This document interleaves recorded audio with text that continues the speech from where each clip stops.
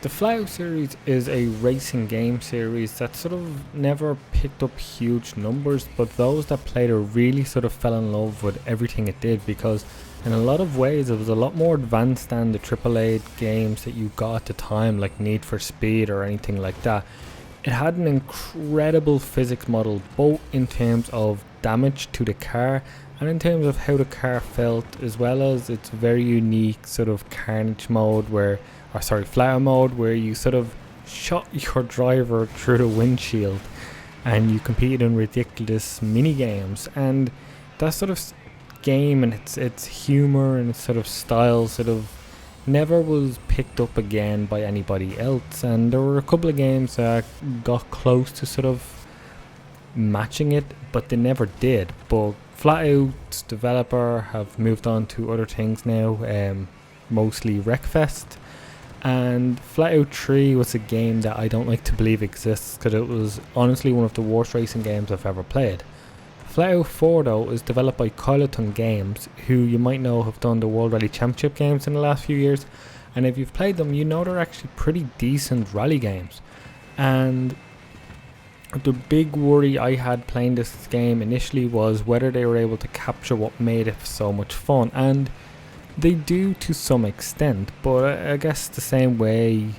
say, Bungie's Halo games feel different to 343, despite how much they work on it. You can't capture the essence of a developer in a different game when they're not there. That just doesn't happen. But to be honest with you here, the developers have done a great job of bringing some of the core aspects of the game that you appreciate into Flatout 4 Total Insanity. So you have the basic career mode, which brings you through tournaments and up the ranks from old bangers to sort of really high spec street cars, and that's pretty much what Flatout did as well. And then it's the crazy mode where it's just a bunch of madness, like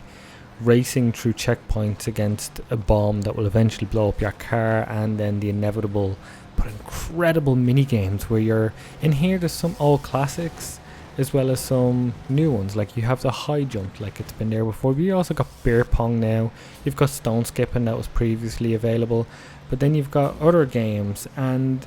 there's a great mixture of old and new here. And the one major shortcoming for me is that they don't nail the physics model. And I know that sounds such like a silly thing to say, but that was kind of what made Flatout feel so unique as well, is that it just felt, it had a distinct feel to it. And there was something hilarious about when your driver went through this windshield and his body flopped around, and as well with the mini games where you hit the high jump and it hits the net and it starts rolling down the net. Here it just stops when you hit the net, it just doesn't animate anymore. And I know it's such a silly thing, it's a lot of effort that would have to go into making that right, but it's also what made that such a special game, at least to me and to fans. There's just those little shortcomings, like sometimes the car will get caught in geometry, that because a lot of the tracks are quite destructible, and it's pretty impressive for the most part. The game looks decent, that's the thing, it's a billion times better than Flatout 3, but it's still not the heights to me as Flatout Ultimate Carnage was just still to me the height of this series. But Flatout 4 is a really surprisingly well made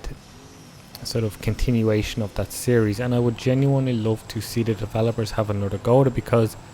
they know what they're doing and you can feel it when you play it. It just feels like they got very, very close to reaching everything you'd want in another Flatout game and just come up a little bit short, but still everything from the destruction derby modes to just the basic racing. Some of the tracks are really fun, like they are really well done, and sort of it doesn't feel like a game that's like, oh, we've got this license now, let's throw a game out real quick.